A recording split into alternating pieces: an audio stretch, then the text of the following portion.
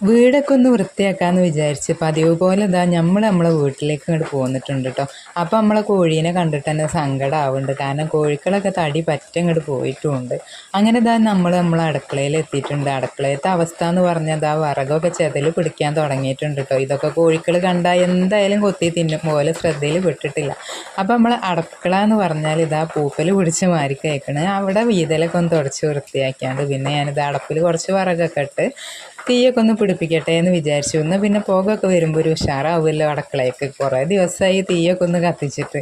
അങ്ങനെ ഇതാ മണ്ണെണ്ണ വിളക്ക് കത്തിച്ച് ഒരു പേപ്പർ അങ്ങോട്ട് കത്തിച്ചിട്ടാണ്ട് അതിൽ കുറച്ച് ഓലക്കൊടിയൊക്കെ ഇട്ട് കൊടുത്ത് ചെറിയ ചുള്ളലും ഒരു ചകിരിയൊക്കെ ഇട്ട് കൊടുത്താണ്ട് ഇതാ നമ്മൾ തീയൊക്കെ ഇങ്ങോട്ട് ഉഷാറായിട്ട് കത്തിച്ചിട്ടുണ്ട് കേട്ടോ. ഏതായാലും തീയെ കത്തിച്ചു. ഇന്ന് പിന്നെ കുറച്ച് ചായക്കുള്ള വെള്ളം കൂടെ അടപ്പത്ത് വെക്കാൻ വിചാരിച്ചു. അതും കൂടെ അടപ്പത്ത് വെച്ചിട്ടോ.